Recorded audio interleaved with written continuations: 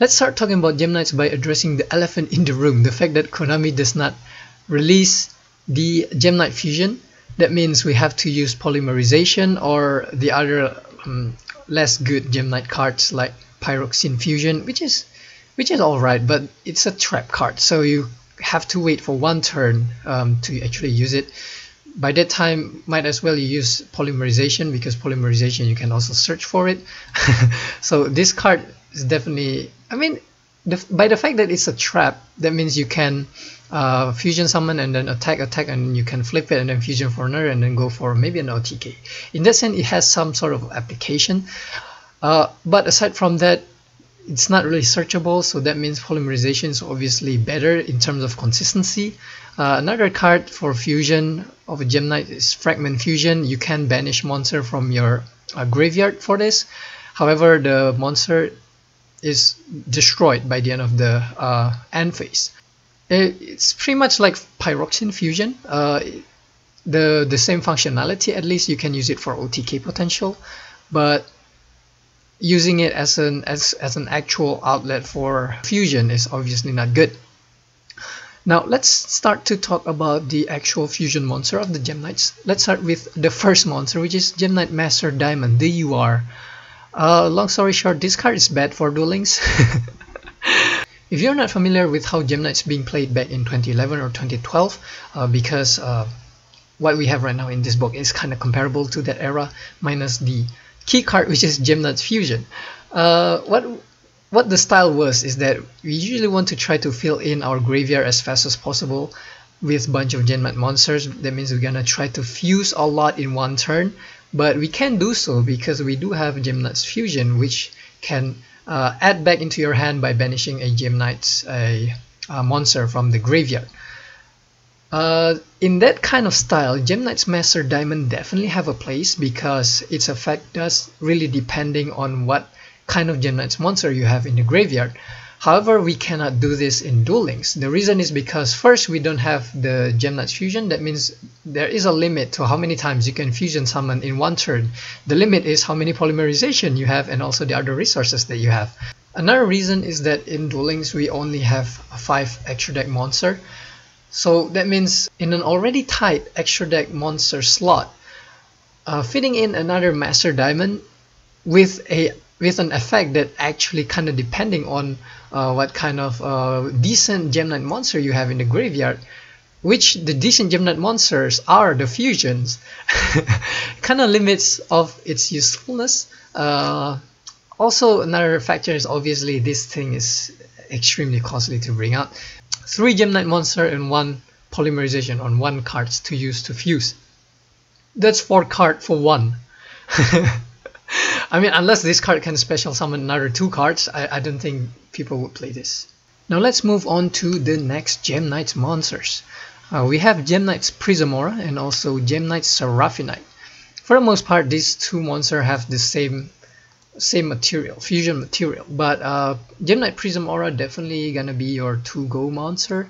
What I say is pretty much the same, because Gem Knight Prism Aura requires thunder, Seraphinites require light, but it doesn't really make any difference because you're gonna use Thunder Dragon anyway. I mean, if you're not playing Thunder Dragon in a Gem Knights deck, you're doing something wrong. That's for sure. But yeah, Prism Aura is definitely a good card. The effect can be kind of costly though. In the TCG, this kind of mitigated by the fact that we can pitch Gem Knight Fusion for its effect, and you can always bring it back by banishing a Gem Knights in the graveyard.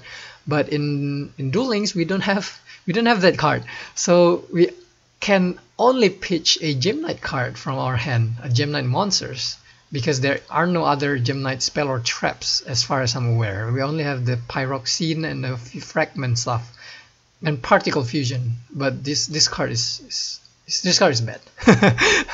it won't happen. But yeah, Prism Aura I think will be the to-go fusion monster. The effect can be kind of costly because you do have to ditch 1 Gem Knight monster from the hand to the graveyard, and can only target a 1 face-up card on the field. That means have to be either face-up monster or face-up continuous spell or trap.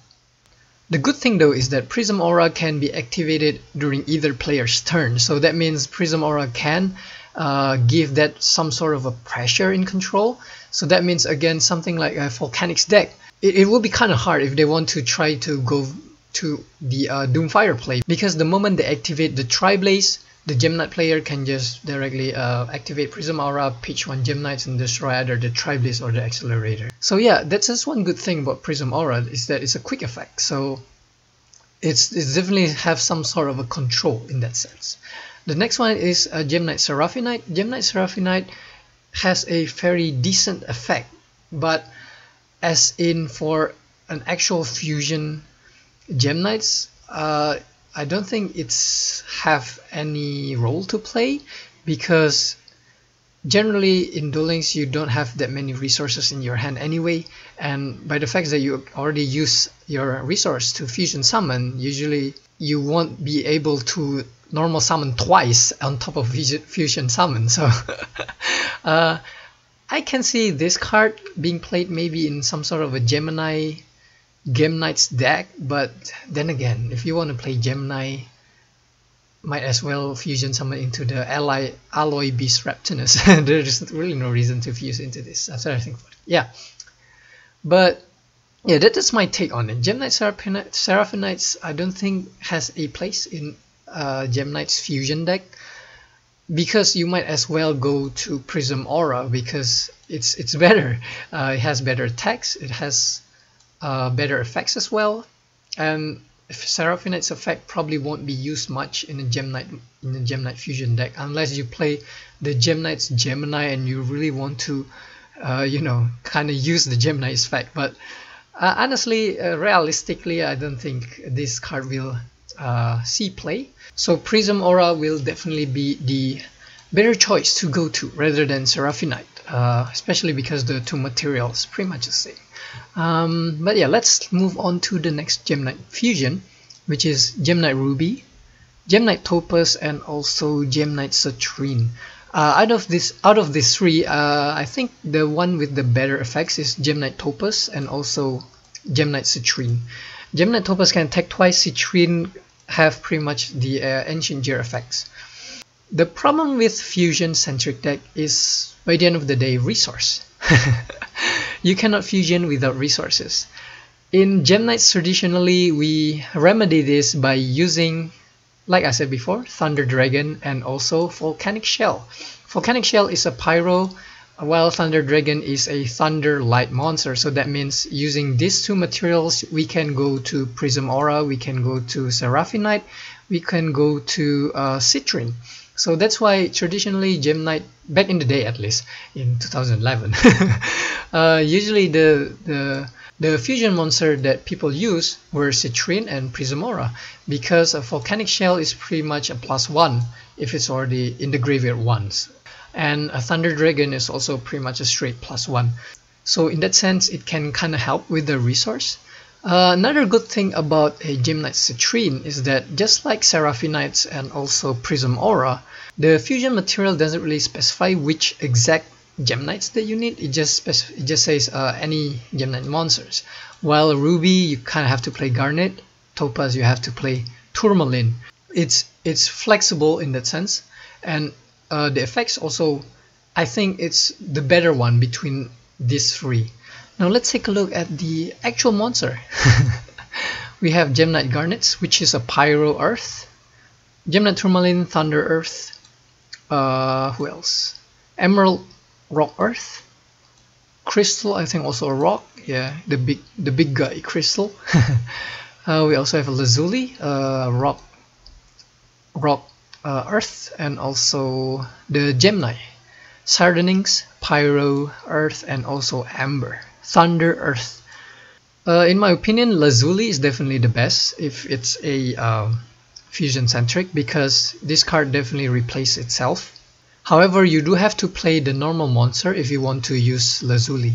So that means the Gemini is actually okay, because the Gemini is treated as normal in the field and also in the graveyard. So that means you can use Lazuli with the Geminis. It's fine. The questions though comes whether is it better to play the Gemini or is it better to play the vanilla? The vanilla counterpart does have slightly more attack. Sardonyx is 18, Garnet is 19, but Garnet have like 0 defense. I mean, this one is 1900, so might as well be 0, right? Amber is 1614, while Tourmaline is slightly better. Tourmaline is 1618. So it's a bit of a preference, I think. About Gemnite Crystal, I don't think this card will be used because it's 2 tribute monsters. Like there's just no reason to use this card. We also don't have the other Gemnites that can special summon from the deck. So there's Alexandrite. Yeah, this Gemnite Alexandrite can special summon a Gemnites from the deck by tributing itself. So in that kind of variant, some people do play Crystal because the Alexandrite can just bring out Crystal. But we don't have that, so there's no reason to play Crystal. I'm also not sure whether if we play 3 of the more smaller Gemnites would be too cloggy or not. Because as of right now, let's think about the core deck. We definitely have to play Triple Thunder Dragon because Prism Aura is our 2-go fusion. We also have to play Triple Poly because it's a fusion deck. We also have to play maybe 2 more of a fusion support because relying on fusion without Searcher is kind of bad. So maybe 2 Fusion Sage or the Beast King of the Swamp to search for the Poly. It's already 8. And then Triple Lazuli because this card is the best Gemnite monster, the small one at least, in my opinion. So that's already 11. Also another thing about Lazuli is that you can pitch this as a Prism Aura fodder and it can replace itself. So that's pretty good. So that's already 11 with Lazuli without putting another Gemnite monster. So let's say we put in Garnet or Tourmaline. There's already 14. If we're gonna wanna play Citrine as well, that means we're gonna have to play Volcanic Shell.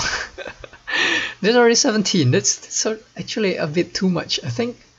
Yeah, I think I have to go back to Gemnite deck and think a little bit more about this. But yeah, by the end of the day, whether you have Citrine or not, I think maybe it can be depending on the build.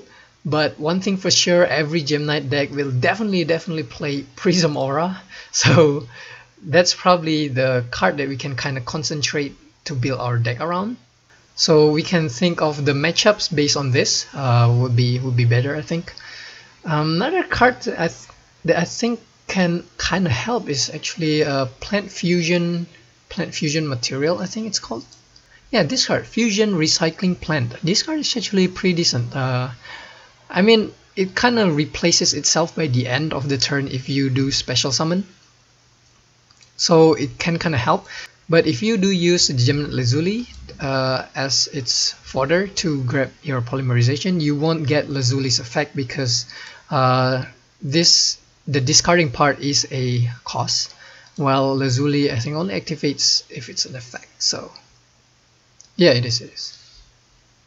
So in that sense, maybe it can be some sort of a tech card. Now let's talk about the consistency of the deck.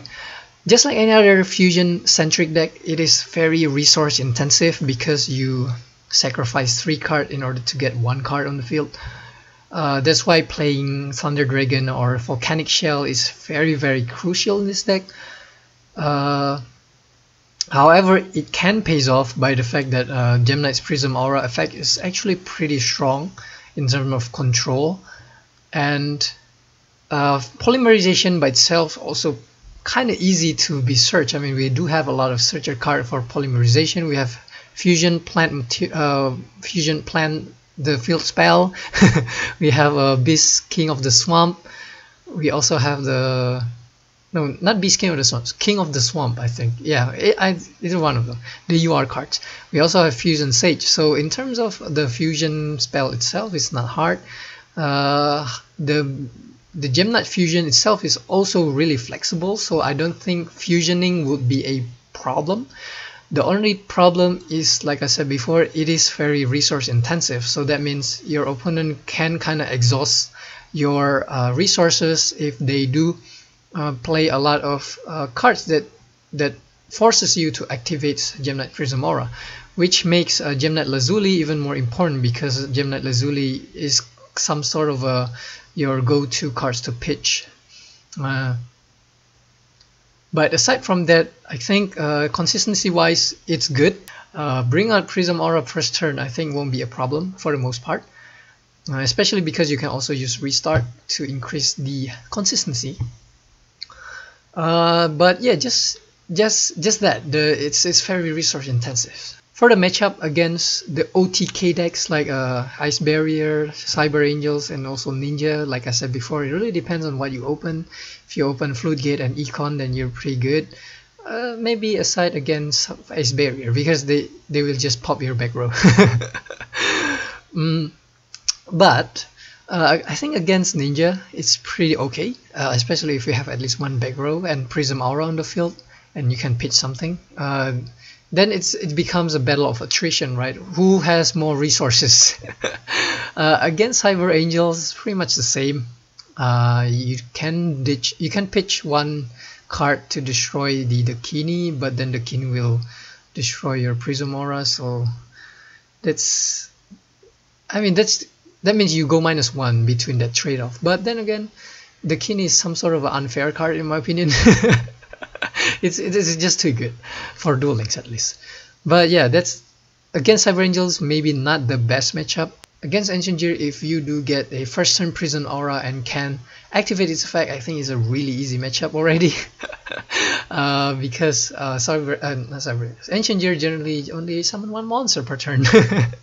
They can't really special summon, and Rare Metal Morph won't help them. Unlike, oh yeah, I forgot to mention, actually against Volcanics, if the Ancient Gear does play Rare Metal Morph, then it may pose some sort of problem, because Rare Metal Morph does protect the destructions from the accelerator. So there is that to consider. But against Gem Knights, Ancient Gear against Gem Knights, I think it's really easy matchup if you do get the first turn Prism Aura. Against Hazy again is not really targetable, and they also have sometimes Beast Rising, so it may be a problem. Against Hazy might be a bit hard. Against Nephthys, Phoenix deck, maybe also depending whether what kind of a back row you play, because Phoenix decks generally really weak against Econ. So if you do play several Econs and some Floodgates, I think also quite an easy matchup, honestly. Against Gladiator,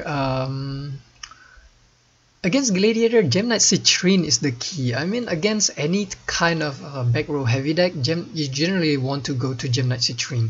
That's one thing about relying on extra deck monster, right? You can be flexible about your boss, your 2-go monster. Against deck that you want more control, obviously you will go to Prism Aura. Against decks with very heavy back row, you generally want to go to Citrine.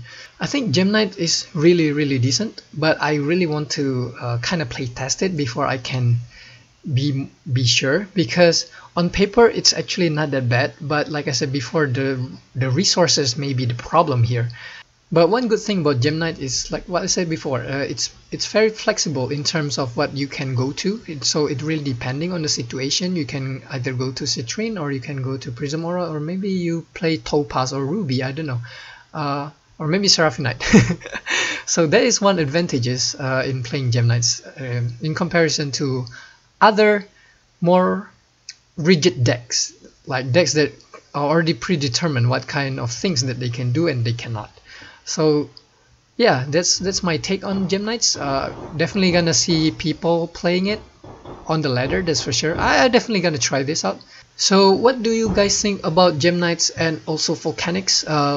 Leave your thoughts in the comment section down below, and I really appreciate your comments.